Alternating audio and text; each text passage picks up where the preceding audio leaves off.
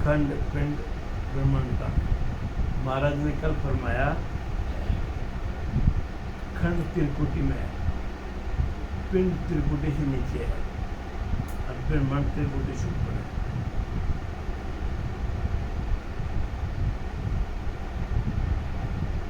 बार बार महाराज ने फरमाया कि जब शब्द की ध्वनि है जो ब्रह्मांड में चलती है उसको परम ज्योति कहते हैं। परम माने हमेशा के लिए जलती है, वो ब्रह्मांड में जलती है, ऐसी महाराज ने फरमाया। फिर आगे फरमाते हैं मुनि मगनी सारा एको स्वरूप ध्यानी, नहीं कूख कारण सबे केवल ज्ञानी। महाराज फरमाते हैं मन और वाणी से अलग एक स्वरूप यानी केवल पद के ध्यान में मगन रहना, ये मगनी मुनि सारा है। वहाँ सब एक स्वरूप यानी केवल पद का ज्ञान होता है, इसलिए कोई छोटा मोटा नहीं। महाराज फरमाते हैं वो स्थान ऐसा है न कोई बड़ा है न कोई छोटा है। तो महाराज फरमाते वो ज्ञान का एक स्वरूप है, वो है सतलोक अमरलोक का स्थान। उधर सब ज्ञान एक बराबर है, न कोई छोटा है न बड़ा है। महाराज फरमाते हैं कोई छोटा मोटा पड़ा नहीं है, वो अमरलोक का स्थान ऐसा है। सब उधर सत्य बातें होती हैं, कोई झूठ का लवा लेश भी नहीं है। निर्भय थान जागा सुखो दुख नाही, होती आद वृत्ति जगह अंत माही। महाराज फरमाते हैं वह निर्भय स्थान है। निर्भय मतलब उधर कोई किसी चीज़ का भय नहीं है, डर नहीं है, वहाँ सुख दुख नहीं है।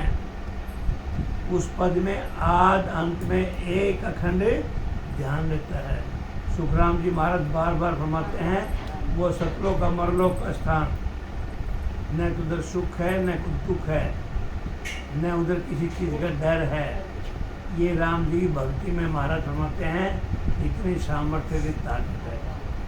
आदमी को अमरलोक की कोई प्राप्ति होती है तो महाराज बार बार फरमाते हैं उधर सुख है दुख है जन्म मरना कुछ नहीं है, अखंड में ध्यान रहता है जो खंडित नहीं होता, वो ऐसा स्थान है, वो अमरलोक का स्थान। नहीं सेद असेदा नहीं मम मेरी, नहीं गुरु शिशग नहीं भ्रात बेरा। उस पद में न तो कोई सेंधा है न ऐसेंधा है, न ही कोई मेरा है, वहाँ गुरु शिष्य भाई बंध नहीं है। महाराज बार बार ये फरमाते हैं भक्ति करने से अपना पराया लाभ हानि सुख दुख सब निर्भय से सब लवालेस ये सब अपनापन हट जाता है। कब हटता है? जब सद्गुरु विधि से राम जी की रटन करते हैं। वो अमरलोक का स्थान ऐसा है, सतलोक का स्थान महाराज बार बार फरमाते हैं उधर कोई सेंध नहीं लगा सकता। सेंध का मतलब क्या होता है? पहले चोरी करते थे, बड़ी बड़ी कोठियों में बंगलों में सेंध लगा के अंदर घुस जाते हैं। तो महाराज फरमाते हैं ये राम की भक्ति ऐसा है इसमें कोई भी सेंध नहीं लगा सकता, यमराज की मार नहीं है उधर। ऐसे राम की भक्ति का प्रताप है। नहीं रेत राजा नहीं दास स्वामी, नहीं नार पुरुषा सबे संत नामी। महाराज फरमाते उस पद में राजा प्रजा नहीं है। वो सतलोक का स्थान क्योंकि जहाँ ब्रह्म से ये जीव आया था और ब्रह्म में जाके ब्रह्म ही बन गया, उधर जाति पाति छोटे बड़े का तो कोई ख्याल है ही नहीं। महाराज बार बार फरमाते हैं उस पद में न तो राजा है न प्रजा है। ये राजा प्रजा छोटा बड़ा सुख दुख लाभ हानि मरना जीना ये तीन लोक में ही है, उधर चौथे लोक में ये सब कुछ नहीं है। तो महाराज फरमाते हैं न उधर दास है न स्वामी है, न तो उधर कोई गुरु है न कोई शिष्य है, न नारी है न पुरुष है, सब संत रूप है नहीं दिव्य रूप है। उधर सब भी जाकर के जितने भी साधक हैं परमात्मा की भक्ति करने जाते हैं वो सब दिव्य रूप बन जाते हैं, एक समान बन जाते हैं। वो ऐसा अमरलोक का स्थान है, सब बराबर है, कोई छोटा बड़ा। उधर यमराज की मार भी नहीं होती, मौत से बाहर हो जाते हैं, न उधर मरना है न जीना है, उधर कोई सुख दुख जन्म मरना बार बार महाराज फरमाते हैं कुछ नहीं, लेकिन उधर जाने के लिए सतगुरु विधि से भजन करना पड़ेगा। शिला गोल गर्दंग खुणो एक नाही, चांदी श्वेत वर्णी जैसी हमें जाई। शब्द को सिद्ध शिला का है। महाराज फरमाते हैं शब्द माने वो राम जी का नाम, वो परमात्मा, वो नैन से कुदर कला, इसको सिद्ध शिला का है। जो शब्द का ऊपर घूमते हुए अनुभव होना गोल गर्दन है। जब भजन चलता है तो महाराज फरमाते हैं सिद्ध शिला किसको कहते हैं? जो जिसके ऊपर मार से बचा लेता है। क्या फरमाया? शब्द के ऊपर घूमते हुए अनुभव होना गोल गर्दन है। गोल गोल चक्र घूमता है।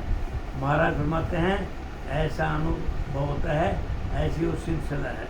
उस पद में शुद्ध ज्ञान है। जिस प्रकार शुद्ध चांदी सोने में कोई भेड़ शेर नहीं होता, वैसा ही उस पद में है। और जो भक्ति हैं तो महाराज ऐसे नहीं फरमाते हैं कोई भक्ति खराब है, ऐसा फरमाते हैं जैसी भक्ति वैसे की। अब पड़वा भी है, दोज है, तीज है, मतलब पड़वा से लेकर के पूनम तक कोई इनको व्रत बरूला पाठ पूजा लगा रहता है। लेकिन महाराज फरमाते हैं ये अलग अलग संप्रदाय के अलग अलग आदमी अपनी तरह से पूजा करते हैं, लेकिन ये सत नाम की जो भक्ति राम की, इसमें कोई शेर भेड़ नहीं है। वो एक ही नाम है सतनाम, वो राम जी का नाम है। महाराज फरमाते हैं वो शुद्ध चांदी सोने की तरह भक्ति है। लंगी सिद्ध शिला उनथा देश दूजे, कोटा कलश आगे जिला मिल सूझे। सिद्ध शिला को पार करने पर शब्द की अगम आवाज़ आती है, उसको दूसरा देश का है। अगम आवाज़ों के दिव्य प्रकाश को ही कोटा कलश जिला मिल का है।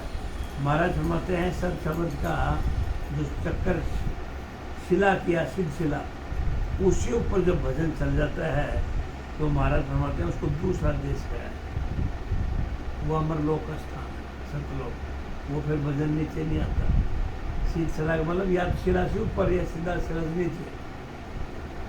चौमू फेर कोटंग लड़ा लूम लागी, मिना रतन मोता असंख्य जोत जागी। खंड पिंड ब्रह्मांड अगम देश, रग रग रोम रोम में सता का अनुभव होना ही असंख्य जोत जागना है। मिना रतन मोता है। महाराज फरमाते हैं बार बार खंड, ये त्रिकुटी में खंड, त्रिकुटी नीचे पिंड और त्रिकुटी से ऊपर ब्रह्मांड। महाराज फरमाते हैं कि अगम देश, जिस देश में कोई जा नहीं सकता, अगम देश वो रग रग में रोम रोम में 3.5 करोड़ रोमावलियों में राम राम सता का अनुभव होता है। कभी जब सतगुरु विधि से भजन करें तब। तो महाराज फरमाते हैं असंख्य जोत का जागने का अनुभव होता है। जब 3.5 करोड़ रोमावली में सतगुरु विधि से भजन करेंगे तो महाराज फरमाते हैं ऐसा अनुभव होता है जैसे असंख्य जोत जिसकी कोई गिनती नहीं है, ऐसी जोतें जलती हैं मानव शरीर में। ऐसा अनुभव होता है जब राम जी की भक्ति करते हैं। ऐसी महाराज फरमाते हैं ऐसी मैंने भक्ति किया, वह मैं अनुभव को चल लिखा हूँ। आनंद बाय बाजे गूंजे गिगन सारो, नितो दिन बाणी ऐसा देश मारे।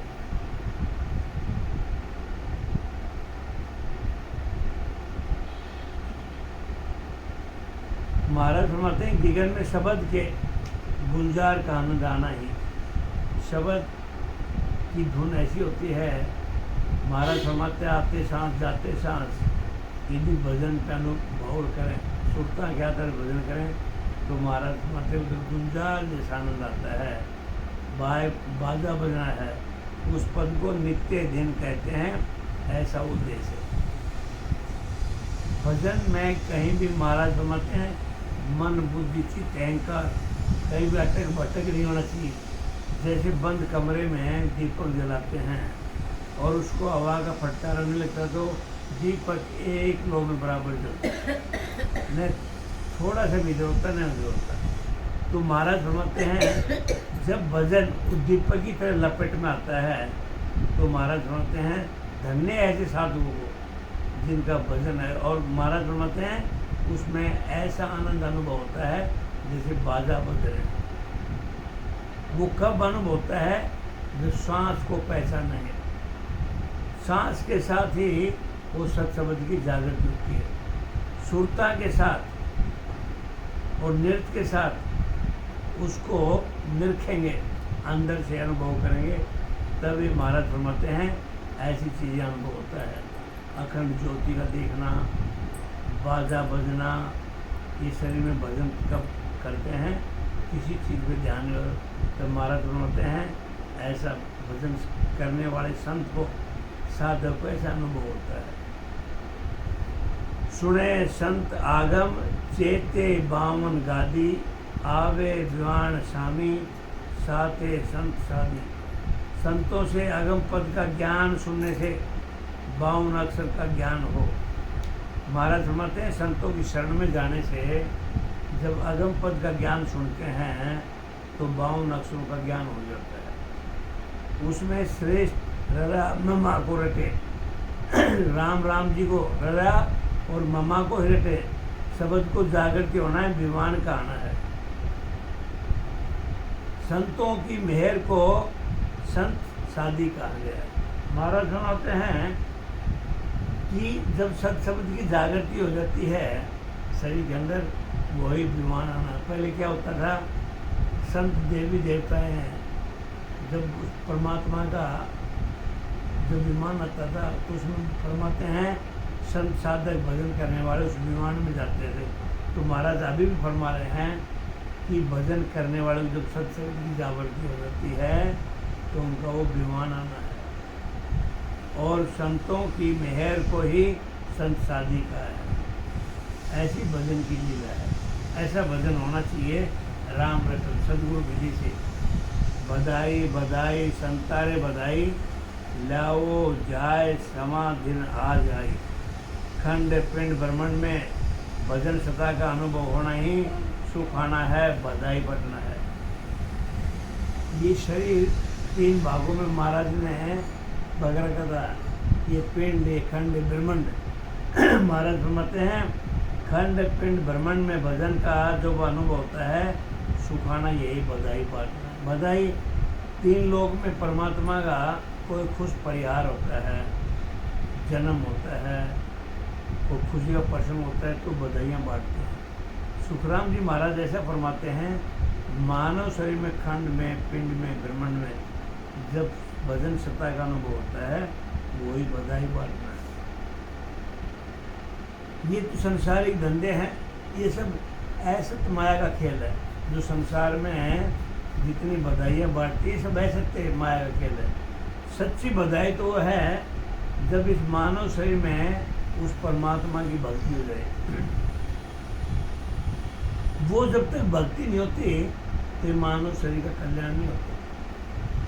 मानव शरीर का कल्याण का एक ही साधन है, वो राम जी की भक्ति। महाराज बार बार फरमाते हैं बाकी जब जो खेल हैं ये माया का खेल है, और वो भी ऐसे तो माया का खेल है। ये जितने पुण्य कर्म करें उसका फल मिलेगा और जितने पाप करें उसका फल मिलेगा। सच्चा साधन तो एक ही है, वो राम जी का नाम।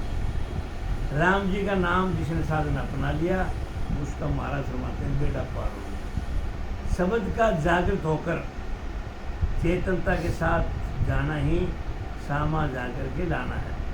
जिस समय चेतनता शब्द में समाये वो समय धन्य है। हर के देश सारो एको अंबर छावे, पेराविष्टा को बधावे जुलावे। पद की प्राप्ति से सब जगह सुख आना ही सारा देश हरकना है। आत्मा को शब्द का आनंद आना ही पेराना झूलना है। भूले सुदत सोई हुए चक्रत सारा, निर्मल नूर बरसे विजय अम द्वारा। चेतनता का शब्द में लय होना, ध्यान की अवस्था होना, शुद्धि भूलना, अनुभव होना ही चकित होना है। शब्द का अनुभव होकर आनंद आना ही निर्मल नूर बरसना है, वह आमी फुहारा है। महाराज बार बार फरमाते हैं जब चेतनता शब्द में लय हो जाती है, आत्म चेतना और जीव चेतना, तो महाराज फरमाते हैं वो शुद्धि भूल जाती है कि उनको भजन का ही ज्ञान रहता है। आदमी जब खुशी की उमंग होता है तो आदमी शुद्ध बुद्ध भूल जाता है।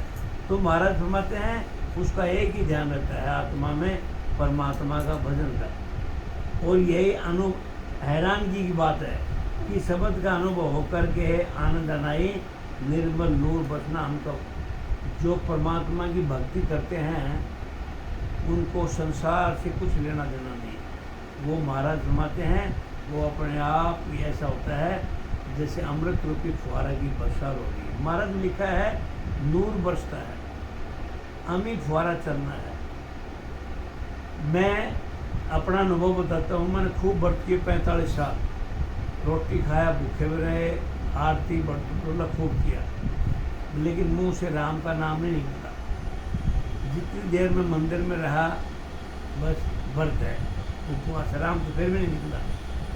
मैं अभी उन बातों का अनुभव करता हूँ कि उस व्रत करने से मेरे को कुछ फ़ायदा मिलने वाला नहीं। इतना फ़ायदा था, शरीर निरोग हो गया। ऐसा नहीं परमात्मा नहीं मिलता, लेकिन महाराज फरमाते भूखे मरने से परमात्मा नहीं मिलता। भूखे तो कितने भिखारी रोडों पे पड़े हैं, भिखारी कितने जंगल में पड़े हैं, कितनी नदी नालों पे पड़े हैं, क्या उनको परमात्मा मिल जाएगा? भूखे तो वो भी हैं। सोचने की बात है ये। भूखे रहने से परमात्मा नहीं मिलता। परमात्मा तब मिलेगा परमात्मा का भजन करेंगे। इतनी चुप रह गई। और महाराज बार बार फरमाते हैं मानव शरीर मिला है वो परमात्मा का भजन के लिए मिला है। मैंने गैस भी किया, हनुमान जी को उपवास भी किया, बाकी उपवास कर ले इतना बस मानता था। अभी आज व्रत है। और उपवास का मतलब तो ये है परमात्मा के नज़दीक। उप माने परमात्मा और उपवास का मतलब, हास का मतलब नज़दीक, उस परमात्मा के नज़दीक। संत ऐसे फरमाते हैं उपवास के दिन ज़्यादा से ज़्यादा परमात्मा का भजन करना चाहिए। लेकिन कैसा भजन? ये संसारिक भजन नहीं, अब ढोल मजारा पता सा नाचो नाचो ना। भजन ऐसा करना चाहिए हृदय में बैठा है उस भजन को। ऐसा महाराज बार बार फरमाते हैं।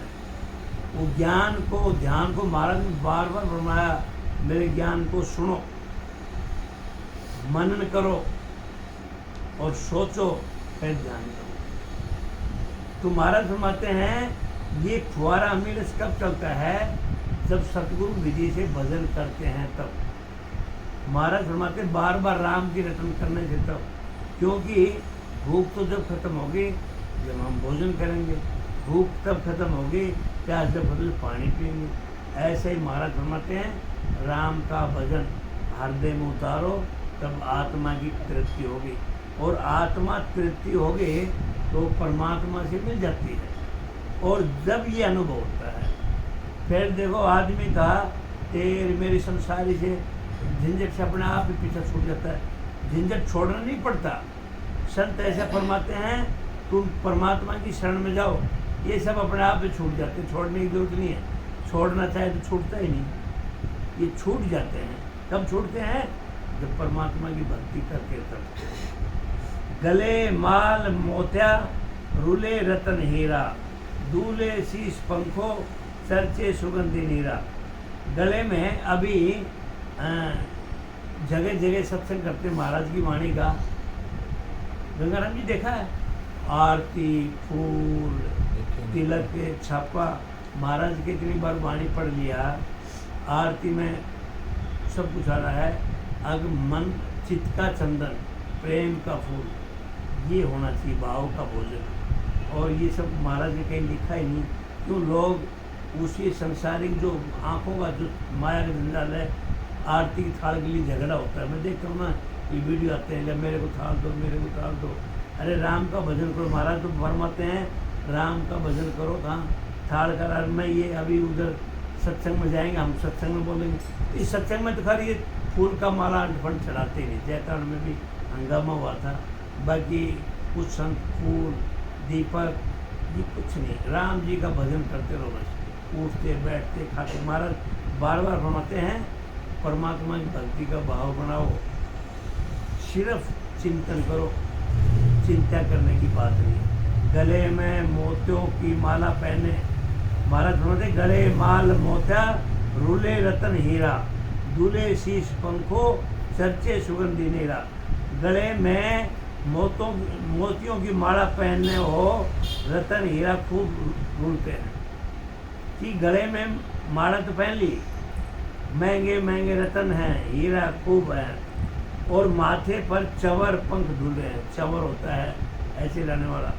इतर की सुगंध जैसा सुख आत्मा को आता है। चोरी गाय का पूछ होता है, चोरी गाय का पूछ होता है चवर, पहाड़ी गाय का उनको काट करके लेते। तो इतर की सुगंध जैसा सुख आत्मा को आता, वैसा सुख आनंद का अनुभव उस पद में होता है। ऐसा महाराज फरमाते हैं कि ये दृष्टांत दिया, गले में मोतियों की माला पहन रखी है, रतन हीरा चंवर डुल रहे हैं, तो आदमी को संसारिक कितना पसंद होता है, बहुत बड़ा है, घराने से है, आत्मा खुद भी खुद। महाराज फरमाते हैं ऐसा परमात्मा का भजन करने से अंदर आत्मा से अनुभव होता है। भर के भवन सारो दीपे तेज भारी, वर्णो सुख सारो किसी सागत हमारी। सारे शरीर में सत्ता का अनुभव होना ही भल के भवन सारो है। शब्द की ध्वनि का प्रकाश होना ही दिए तेज भारी है। ऐसी मेरी शक्ति नहीं है कि उस पद के सब सुख का वर्णन कर सकूँ। महाराज बार बार बोलता है, ऐसे फरमाते हैं जो मैंने अनुभव किया वो मैं फरमाया कि मेरे को दीपक जैसा अनुभव होता है, बादल जैसा अनुभव होता है। महाराज फिर आखिर में लिखते हैं मेरी ऐसी कोई शक्ति नहीं है कि उस पद के सब सुख का मैं वर्णन कर सकूँ। परमात्मा की लीला बड़ी अपरंपार है, उनको इतना अनुभव करना इतना आसान नहीं है। तो महाराज फरमाते मैं इतना शक्तिशाली नहीं हूँ कि मैं सारा ही वर्णन कर दूँ। अनंत रूप लीला अनंत संत बाजे, अनंत वेद वाणी करसी पंथ साजे। महाराज फरमाते हैं उस पद में अनंत रूप की लीलाएं, अनंत संत उस पद की प्राप्ति कर ही विराजते हैं। वेदों की वाणी अनंत है जो कर्णियों का प्रतिपादन करती है। नहीं वार पारंग दसों दिश देखा, नितो नित लीला अनेक अनेका। सदगुरु सत्ता का कोई वार पार नहीं है। महाराज फरमाते हैं ये सदगुरु की महाराज जी जो सत्ता है इसका कोई वार पार नहीं। कहने का फरमा महाराज पावर दिया है, राम की भक्ति का कोई वार पार नहीं है। इसमें जो लग गया उसका बेड़ा पार है। शरीर में सब जगह उसका अनुभव होना ही, दसों दिशा देखना है। सत्ता का नित नया अनेक प्रकार से अनुभव होना ही नितो नित लीला है। बार बार महाराज समझते हैं भजन करना है परमात्मा का, सतगुरु विधि से करना है। कावड़ लाते हैं, गंगाराम जी लाया, हमारे हरियाणा में तो हरिद्वार में बहुत जाते हैं, पैदल आना जाना। ये सत्संग में लगा जब मेरे को सोचने लगा ये किस लिए जाते हैं, क्यों जाते हैं, पैर टुराई का काम है और तेर मेर की बातें करते हैं। 4 तीर्थ यात्रा साधन जाएंगे, डाकोर जाओ, द्वारिका जाओ, बेट द्वारी, सारा तीर्थ के साधन में तो तेर मेर, और फिर उधर भी तेर मेर, 30-35 बार गया। हाँ बताओ क्या हासिल हुआ, और ये भजन करने से क्या हासिल हुआ? वरना धाम पर 30-35 बार नेपाल से जाकर के। तो महाराज फरमाते हासिल क्या हुआ, कभी अनुभव किया इस बात का? मन में शांति। हाँ मन की शांति हुई ना, मन की शांति हुई ना, आत्मा की शांति तो नहीं हुई ना, मन की शांति हुई। और इसमें आत्मा को शांति मिलती है, आदमी इतना मजबूती आती है, राम की भक्ति में इतनी ताकत है, ये निखार आ जाता है।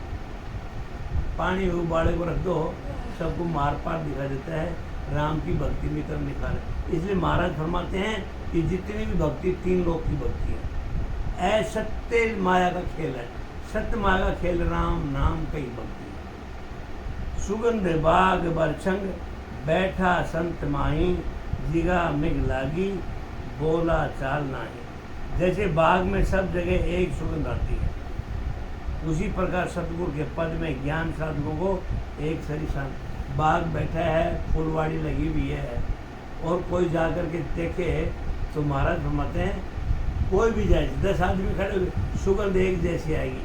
ऐसे ही महाराज फरमाते हैं सदगुरु के पद में राम जी की भक्ति में ऐसा आनंद आता है जैसे फूलों की बाड़ी में महक आती है। ऐसे सत्शब्द का आनंद है। मन व वाणी से रहित सता के प्रकाश का अनुभव होना ही जीव में लगी बोला चालना ही। उन्मुन ध्यान मुद्रा सदा काल रहते कोटा कल्प ब्रह्मा सिंभू कोट बरते। बिना वाणी के भजन होना ही उन्मुनि मुद्रा है। सत आनंद पद की प्राप्ति करें संत वापस नहीं आते, चाहे करोड़ों ब्रह्मा वो शिव चले जाएं। देखा बाग भवना देखी बावन गादी देखी सिद्ध शिला समादग शादी। महाराज फरमाते हैं 52 अक्षर का ज्ञान व वाणी का सुमन करना, सिद्ध शिला व 52 गादी को देखना है। 52 अक्षर है आके खड़े और सिद्ध शिला के आगे जो समाधि है सुख का अनुभव करना ही 52 बाग भवन देखना है। ये महाराज फरमाते हैं माया की भक्ति वो अविनाशी की भक्ति जो चरम चक्षु से दिख रहा है ये सब माया की भक्ति, 3 लोग की भक्ति।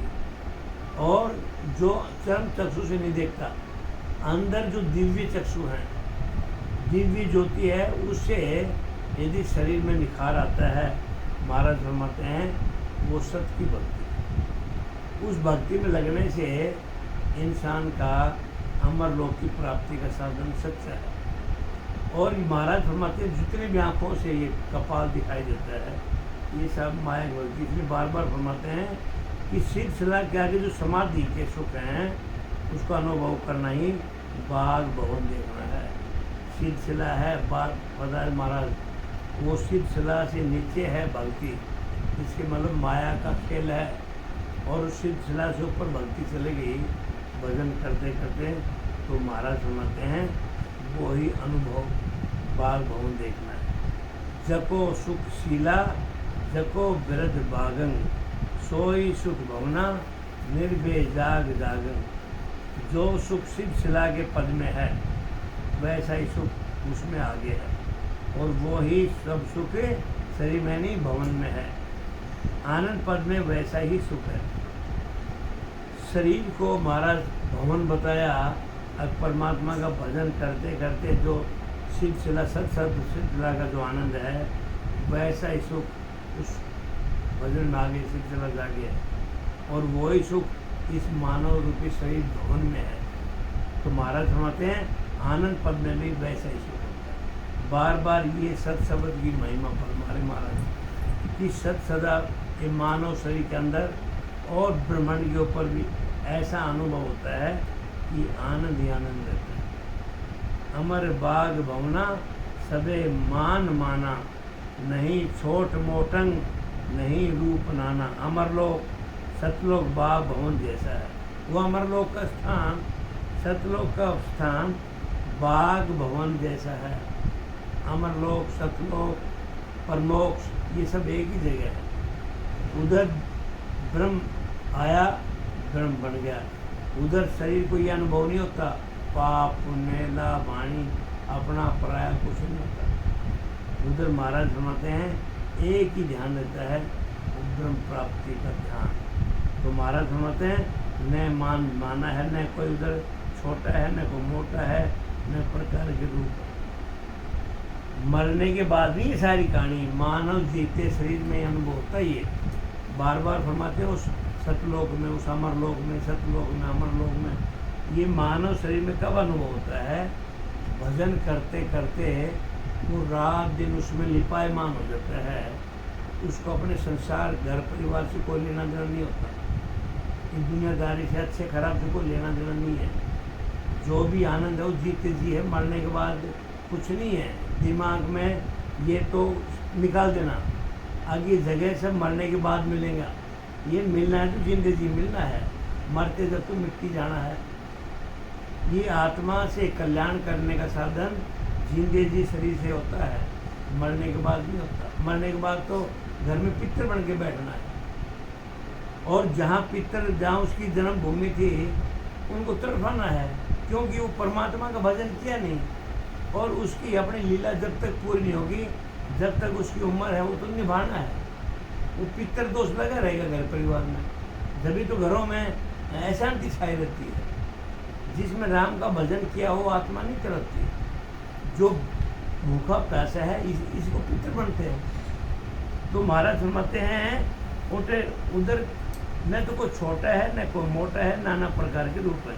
नहीं भूख भोगंग नहीं मन इच्छा, अनंत फूल फुलंग हाजिर बिन अचंगा। उस पद में भूख व भोग नहीं है, मन व इच्छा भी नहीं है, अनंत सुख बिना इच्छा के हाजिर है। महाराज ने ऐसा फरमाया कि जहाँ राम राम का सिमरन होता है उस दीवार में भी राम राम जी की आवाज़ आती है। संतों ने ऐसा फरमाया जहाँ राम राम का सिमरन होता है वो जगह तीर्थ स्थान बन जाता है। उधर न कोई पितर दोष रहता न अशांति रहती। लेकिन ये बिल्कुल गांठ मार लो, कर्मों जो किए हैं वो तो भुगतान करना ही पड़ेगा। परमात्मा खुद कहते हैं, परमात्मा ये कहते हैं कि जो कर्म किया वो तो तुम्हें भुगतना ही पड़ेगा, मैं कर्मों से छुटकारा मैं भी नहीं दिला सकता। खुद राम जी कहते हैं साधकों को, संसारी जीवों को, कि इतना है परमात्मा की भक्ति करने से जो कर्म किए हैं, जो बहुत बड़ी गति होनी थी वो छोटी में टाल सकता है। भक्ति से बड़े दुख छोटे दुख हो सकते हैं, लेकिन कर्मों का कांकरा जोर भूगतना पड़ेगा। बार बार ही फरमाया, कर्म से कई कह देते हैं संत मैं तो बहुत भक्ति करता हूँ, राम भजन करता हूँ, मैं 24 घंटे से रहता हूँ, फिर भी मेरे को ये पीड़ा है वो पीड़ा है। वो करे हुए कर्मों को तो भुगतना पड़ेगा, उसको राम जी भी नहीं मिटा सकते। लेकिन तू भक्ति में लग रहा है तो तेरे को दुख सहन करने की ताकत मिल जाएगी, लेकिन कर्म तो भोगना ही पड़ेगा। कर्मों से पीछा नहीं छूट सकता। कोई ये समझे मैंने खोटे कर्म किए, मैं राम जी की भक्ति से पीछा छूट जाएगा। कर्म भोगना पड़ेगा, लेकिन मोटा काम छोटे में मिल जाएगा। दर्शन परसन सारा नितो संत मेला, सबे संत संगी करे एम खेला। यहाँ पर जैसे दर्शन परसन व मेल मिलाप का आनंद होता है, ऐसा ही आनंद उस पद में आता है। महाराज फरमाते हैं संसारिक जीवन में यह भजन करते करते हैं दर्शन परसन जो मेला है आनंद आता है संसारिक। महाराज फरमाते ये तो ऐसे है, लेकिन वो ऐसा पद है उसमें सचमुच में आनंद आता है, उसमें दुख तो है ही नहीं। यहाँ सब सत्संगियों से मिलने का परस्पर आनंद आता है, वैसा उस पद में ध्यान का आनंद आता है। एक सत्संगी दूसरे सत्संगी मिलता है तो ज्ञान की चर्चा होती है, तो महाराज फरमाते हैं वो मन से बड़े आनंदित होते हैं। महाराज फरमाते हैं ऐसा ही ध्यान करने वालों को उस आनंद पद में भी ऐसा ही आनंद आता है। या सो नित्य जानो उठे नहीं मरना, गए सुख राम दिनो गुण सरना। सुखराम जी महाराज फरमाते हैं मृत्यु लोक से साधन कर उस पद की प्राप्ति करते हैं। ये मृत्यु लोक जहाँ बैठे हैं, भरतखंड भी कहते हैं, मृत्यु लोक भी कहते हैं। इसमें राम जी की भक्ति करके साधन करके उस पद की प्राप्ति मिल जाती है, उस पद की अमरलोक की, सतलोक की। तो वहाँ से उस पद की प्राप्ति होने पर वापस नहीं आता। जब वो साधक परमात्मा की भक्ति करके जाता है, राम जी की भक्ति करके जाता है, तो महाराज फरमाते हैं फिर इस संसार में वापस नहीं आता। ये वापस 84 लाख योनि में वो ही आते हैं जो परमात्मा की भक्ति नहीं करते। इसलिए गुरु पद की भक्ति को धन्य महाराज बार बार फरमाते हैं। जो राम जी की भक्ति करके जाते हैं वो अमरलोक में चले जाते हैं, संसार में दोबारा जन्म नहीं रहा। तो महाराज फरमाते हैं ऐसे गुरु भक्ति को धन्य है। नहीं भीड़ लागी नहीं ठोड़ रीति, जैसे विमान पश्चिमी सूरा सेज जीती। पुष्पक विमान व देवताओं की सभा में जितने आ जाते हैं उतने वहाँ जाकर के बैठ जाते हैं। इसी प्रकार सत पद में है न कोई साधन खाली है न उधर भीड़ है, यानी जितने जाते हैं जन सब समा जाते हैं। महाराज फरमाते हैं वो सतलोक का स्थान उधर भीड़ भड़ाका नहीं है, उधर खाली है, भीड़ नहीं है। जैसे पुष्पक विमान देवताओं की सभा में आते हैं, ऐसे साधक जो राम जी की भक्ति करते हैं, ऐसे विमान जा करके उस सतलोक में चले जाते हैं। तजे भरम कर मंग भजे राम कोई, जके जन पहुँचा अखी अमर होई। महाराज फरमाते हैं भरम कर्म को छोड़कर सदगुरु विधि से राम जी की भक्ति करो। जब तक भ्रमों में डूबा हुआ है और कर्मों में डूबा हुआ, कर्मों का मतलब ये आम की भक्ति। महाराज फरमाते हैं इनको भरम कर्मों को, भरम क्या है, एक एक पत्थर को इसमें विश्वास, इसमें विश्वास, इसमें विश्वास करना कहीं में भी नहीं, दृढ़ संकल्प कहीं किसी में नहीं। यदि मंदिर में 50 मूर्ति तो 50 जगह प्रसाद चिपकाना है, 50 जगह अगरबत्ती लगाना है, सभी को देव ज्वाला बनाना है। महाराज फरमाते हैं ये भरम है। और कर्म क्या है, जो आन की भक्ति करते हैं, मैं सत्यनारायण भी कर लूँ, हनुमान जी भी कर लूँ, शंकर कर लूँ, प्राण कर लूँ, विश्वास कहीं भी नहीं है। तो महाराज फरमाते हैं भरम कर्मों को छोड़कर सदगुरु विधि से राम जी की भक्ति कर लो, राम राम का रटन कर लो, बेड़ा पार है। वही जान यानी संत पहुँचते हैं, अक्षय अमर पद की प्राप्ति करते हैं। ऐसे महाराज फरमाते हैं भरम कर्म को छोड़ना पड़ेगा। कर लेते संसारिक जीवन बना हुआ है, ये भी करना वो भी करना, लेकिन महाराज बोलो नहीं, जब तक हृदय में राम की भक्ति का जागृत नहीं होगा, सत शब्द की जागृति नहीं होगी, तेरे को अमर पद की प्राप्ति नहीं होगी। ये तेरा मरना जीना लगा रहेगा। एक ही भक्ति सच्ची है, वो राम जी की भक्ति। छूटे थूल काया नवो तत् फूटे, बड़े संत काया ऐसा सुख लूटे। सदगुरु विधि से भजन करने पर सदगुरु की जागृति होकर पूर्व के सब कमलों को छेदन कर पीछम दिशा में पंखनाड़ में उलट जाता है। महाराज फरमाते हैं भजन करना है, बार बार फरमाते हैं, लेकिन सदगुरु विधि से भजन करना। सदगुरु कौन सा? सदगुरु विधि क्या होता है? आते सांस राम राम, जाते सांस राम राम। उस श्वासों में राम के भाव के स्वाद कुछ नहीं जाना चाहिए। तो महाराज फरमाते हैं सदगुरु विधि से भजन करने पर सत शब्द की जागृति हो जाती है। तो वो शंखनाद के जो 6 कमल हैं, उनको पार करके पीछम दिशा के जो बंकनाल में, उसमें सत शब्द राम जी का नाम पलट जाता है। ये कब पलटेगा? जब सदगुरु विधि से भजन करेंगे। राम राम, आते सांस जाते सांस भी राम राम, ऐसा भाव होना चाहिए, प्रेम होना चाहिए। कई संतों ने ये कहा जहाँ प्रेम नहीं है उधर भाव नहीं हो सकता, और जहाँ प्रेम नहीं है उधर परमात्मा की जागृति नहीं हो सकती। प्रेम का नाम ही परमात्मा होता है। तो जब आत्मा 5 तत्वों के स्थूल शरीर से न्यारा होता है, ये 5 तत्वों का शरीर है और इसमें आत्मा बैठी है, इसलिए तो 5 तत्वों की कीमत है। जब ये आत्मा निकल जाएगी, ये 5 तत्व भी मिट्टी बन जाएंगे। आकाश, वायु, अग्नि, पृथ्वी, जल, ये 5 तत्वों का शरीर बना है, और इसमें बैठा है आत्मा रूपी प्राण। और आत्मा रूपी प्राण बैठे हैं तो 3.5 करोड़ नाड़ियों की कीमत है, रोमावलियों की कीमत है, 3 गुणों की कीमत है, 9 खंड, 3 खंड उनकी कीमत है, 14 भवन की कीमत है। महाराज फरमाते हैं सिर्फ एक आत्मा का खेल है, और वो आत्मा जगह छोड़ गई, ये सब मिट्टी का पुतला है। तो वो आत्मा जब तक परमात्मा के भजन नहीं होती, तो वो आत्मा बड़ी तड़पती है। महाराज फरमाते हैं स्थूल शरीर से वो न्यारा हो जाता है। कब? जब मेरुदंड से ऊपर त्रिकुटी में आता है, तब नव तत्व लिंग शरीर से न्यारा हो जाता है। जब त्रिकुटी व ब्रह्मांड से ऊपर संत काया यानी आत्मा का दिव्य रूप हो जाता है। जब अक्षय अमर पद का सुख लेता है। पूथा जन जाई ऐजू बिंद जाने, बिना सिपत पहुँचा करो के बखाने, पहुँचे हुए जन ही ये विधि जानते हैं, बिना पहुँचे हुए सतपद का क्या बखान कर सकते हैं। महाराज फरमाते हैं जो इस सत्संग में आते हैं, जो ज्ञान चर्चा करते हैं, वो पहुँचे हुए जन इस विधि को जानते हैं।